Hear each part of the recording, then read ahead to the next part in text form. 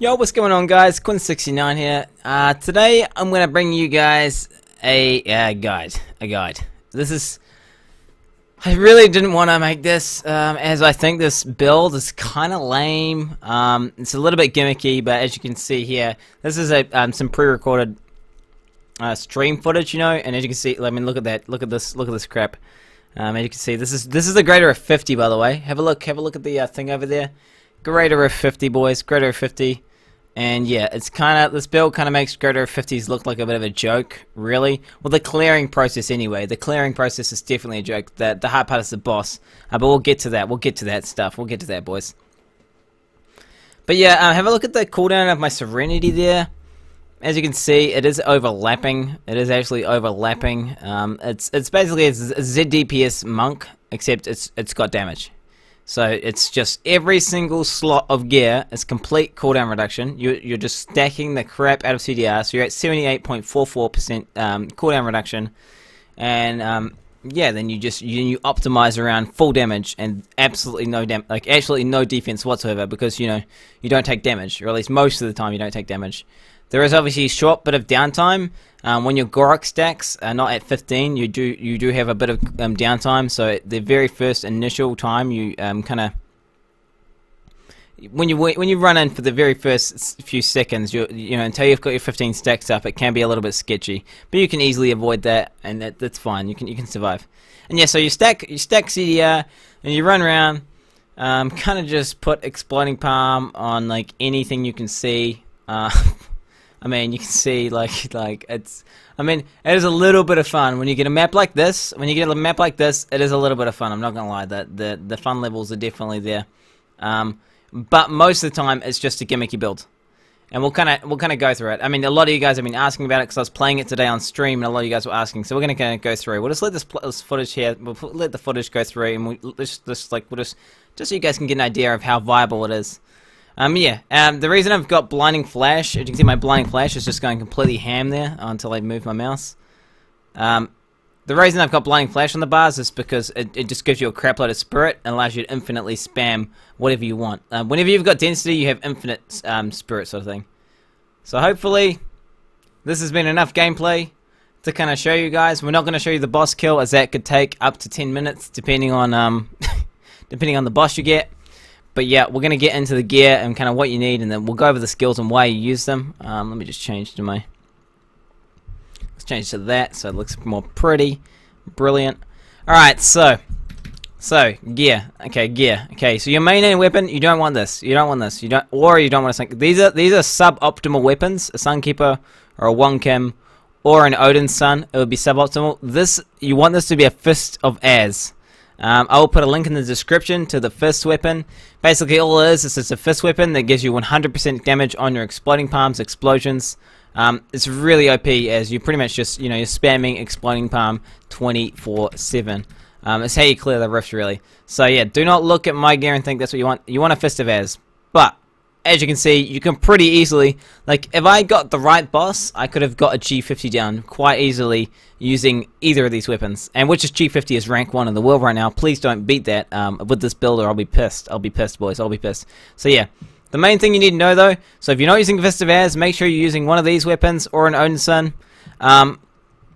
Make sure it has 10% CDR on it. So as you can see there, it reduces cooldown by 10%. Your other weapon is a Born's Furious Wrath. You either want one with 10% damage and 10% CDR with dexterity, or you want one with 10% cooldown reduction and 10% resource cost reduction. Resource cost reduction is entirely for the boss, because the boss is insanely hard to kill. But yeah, this is fine. This one looks fine, and RCR looks fine. You've got Born's Chest on, obviously, as well. And Born's Chest is just so you can get the extra, so if you look at the set bonus, the 3 set reduces cooldown by 10%. So that's why you're using Born's. Then you've got Captain Crimson's on. The reason you've got Captain Crimson's on is because Captain Crimson's gives you another 10% cooldown reduction, and you need every single bit of CDR to make your Serenity kind of viable. This is another mandatory item here, Vigilante Belt. It's got 8% cooldown reduction on it. We use it for the cooldown reduction and nothing else. Literally, you need one of these. It needs to be 8% roll. It needs, just like your weapons have to be a 10% roll. This build is insanely cooldown reduction kind of heavy. So Don't think, oh, I can just half-ass it, because the second, you only get just enough to have overlap. The overlap is like 0.02, it's like a point, it's like a 200 millisecond overlap. So you gotta remember, if you get like internet lag, your overlap won't work. If you've got bad internet, this won't work. You know, you've got to have really, like, that has to be up straight away. So anyway, so from Vigilante Belt, then you use some Wukus, obviously, because that's who you're doing damage. You need cooldown reduction. The only thing that matters on gloves is cooldown reduction. Obviously, crit, and dexterity is very nice, but make sure it has that 8% cooldown reduction. Shoulder pads, 8% cooldown reduction. Obviously, the best shoulder pads, you wouldn't have vitality because you effectively don't need vitality as you take no damage. So 8% CDR and 8% RCR would be the dream, or 20% area damage instead of vitality would be fine as well. Like area damage or cooldown, you know, area damage or resource cost reduction as instead of vitality there would be best in slot. Leoric's Crown, obviously, it doubles the effect of the gem. So if you've got a 99 or 100%, you know, you get 12.5% extra cooldown reduction. That's a lot. That's like more than Captain Crimson's or more than Bourne's. You know, that is a lot of cooldown reduction. So you need the CDR helm. So you need Leoric's Crown, and you probably want like a 95% plus roll, because you know you need to squeeze that. Because as I said, you've even at complete max CDR, you know, it's barely an overlap. It's like the tiniest little overlap. Your rings, I mean, you can use a Soge. I mean, the Dream Soge would be lightning damage, 8% cooldown reduction, damage against elites, and then a socket. So, but as you can see, my one has crit on it, unfortunately. And if I did have an extra gem, I would be using Bane of the Powerful here. But as you can see, I need the 8% CDR, so I can't. I basically can't use this. I mean, I can't socket it because cooldown reduction is more important than a socket in this instance. So yeah. 8% CDR on your Soge. You need 8% CDR on your Ring of Royal Grandeur.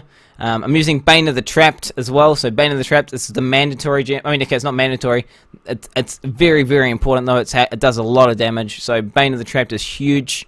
But obviously you need 8% cooldown reduction on that ring there as well. And then on your necklace, another 8% cooldown reduction. I would suggest rolling it to 10% crit chance, as you're probably going to have enough crit hit damage because you're dual wielding and you get an extra green gem, so you have an extra 130% you know, crit hit damage.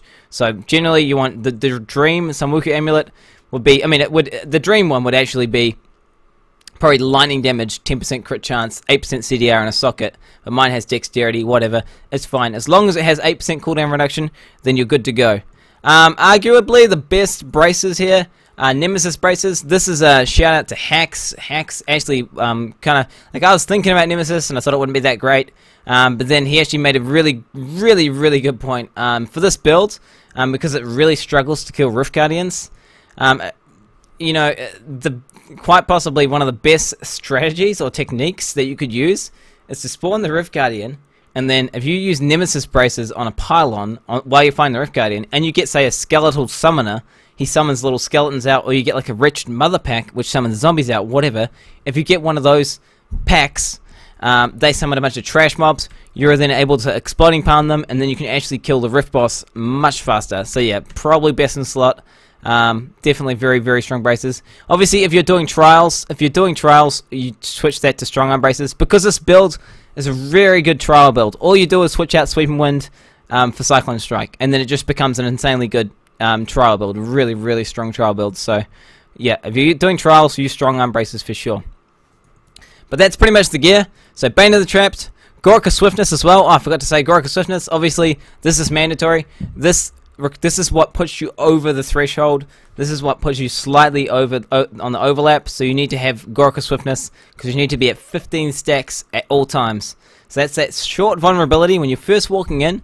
You know, as you can see here, without stacks, it's not actually overlap. It's just off.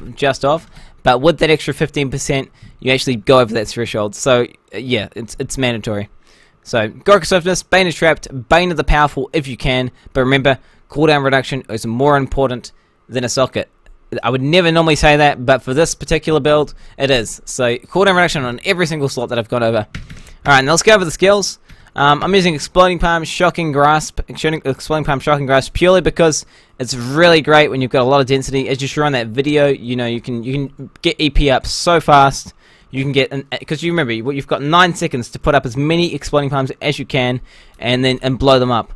Whereas if you're putting up, say, impending doom exploding palms, that means you've got 9 seconds, which means you can probably get like, what, 10, 15 exploding palms out in that time, in 9 seconds, and then to blow them up, you probably can only get 10 out. Basically, this is, you're getting the most damage for your money if you can get, just because you can spread them, and it's really easy, because it actually auto-targets.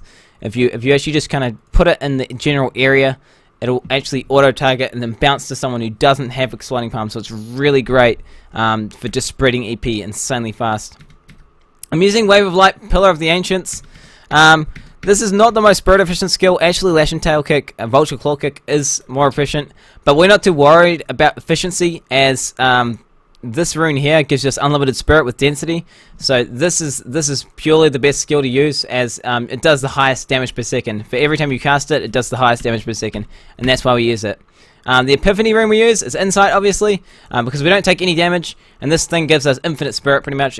45 spirit per second. Last 15 seconds, and we have complete overlap on this. Like, look here, like I've got heaps of time. Like, I got heaps. It's still up, still got time, still got time. You have 100% uptime of this. It's really, really strong, really strong. Sweeping Wind. I'm using Sweeping Wind in a storm. Purely for 8. It's purely for the 8 spirit per second. When you get to the Rift Guardian, you'll love having this. It's a nice 8 spirit per second, and it'll kind of speed that process up. You alternatively can switch this out for, say, Mantra. You could go Mantra of Conviction overall. That's another valid choice. They're both, it's debatable which is better, but whatever, you can use that if you like. If you like Inner Storm, you can use Inner Storm. Otherwise, you can go Mantra. Blinding Flash, Faith in the Light. This is what makes you like God mode. This is the thing that basically every time. Oh wait, what the hell? Wrong one. No, Blinding Flash, Replenishing Light, boys. Not that one. Bad. This is the one you want. Each enemy you blind gives you 10 spirit. So you can see. Because you're invulnerable and you kind of just run around and you aggro like every single mob that is here between you and Africa, you have infinite spirit. Every time you press this, it's got like whatever, a 3-second cooldown. Every time you press this, you just get full spirit again, and you got 300 spirit. It's crazy. You can't, on top of your other spirit regen, this gives you infinite spirit when you've got density, and that's what allows you to spam this really expensive skill, which does the highest DPS, and that's why we use that ability. This is obviously mandatory. I mean, you can't switch this out. This is Serenity Ascension. This is what makes the whole build work. And yeah, Serenity Ascension, it just increases duration to 4 seconds, which is what makes the whole thing possible. We'll go to skills. Yeah, pretty much the best skill ever. 20% cooldown reduction. Need it, live it, love it. Really nice. Exalted Soul, you could potentially, if you're hardcore, say you're doing this for a hardcore, you could potentially switch this out for Harmony, because obviously during that downtime you don't want to die. So yeah, you could totally switch that up for, you could totally switch this to Harmony, and then also Relentless Assault, you could totally switch this to Near Death Experience if you're hardcore. But otherwise, if you're softcore, in the best case scenario, you will never die. So and you're never going to die. So I mean, in the best case scenario. So yeah, I like to set up for the best case scenario. That way, when the stars align, you're gonna you're gonna bring it, and you're gonna win. You're gonna be the fastest possible time in a Great Rift. And yeah, so I'm using Relentless Assault because 20% more damage when enemies are blinded. This is more for trash mobs. It works against like rare packs and stuff, but it's kind of diminished because every time you blind, they get blind for a shorter period of time, and eventually they become immune to it. But yeah, whatever. It really helps killing those trash mobs faster. So yeah, Relentless Assault. And then Determination. That's pretty much 20% the entire time. Only time it's not 20% is when you're fighting the Rift Guardian. But yeah, that's how I'm running it. Pretty much that's how I'm running it. Overall, I think this build is very strong, and potentially it could be the strongest build in the game currently. I really hope that this doesn't kind of change the meta, and it doesn't, even because with Gundo Gears, Gundo Gears with Impending Doom and a Fist of Az, next season this could be even more disgusting than it already is. So if this is the meta, that's going to be unfortunate for monks, as it's kind of gimmicky, and it requires you to spam a lot. Unless you use the numlock keys. I'm going to be releasing a guide. If you guys are wondering what I'm talking about when I say numlock, numlock is I'll show you what numlock is. Let's just quickly show you what numlock does. So as you can see here, I just numlock my thing here, and it spams without my hands touching it. I'm making a guide on that. It's yeah, you guys can, I don't know, learn about numlock keys if you want. By the way, guys, hope you enjoy the build. Fingers crossed that Blizzard nerfs it, because it's too gimmicky for my liking. I like to have some difficulty, as this build just, it's not difficult at all. It's basically just left click, right click, left click, right click, left click, right click, and you're immortal. You just pray for good density, and it doesn't matter about the mob types. It doesn't really require that much. There's a little bit of strategy required, but overall it's a pretty, I don't know. I hope Blizzard nerf it, but it could be the new meta, guys. It could be the new meta. I thought I'd release this just to kind of get it out there. There's been a couple monks who have figured this out, and I only figured it out because I was setting up for trials, and then I realized it was actually really strong. Apparently there's been a couple of EU monks who have actually been pushing the leaderboards with this, and it is potentially the new meta, guys. But fingers crossed, boys. Fingers crossed. Otherwise, cheers, boys.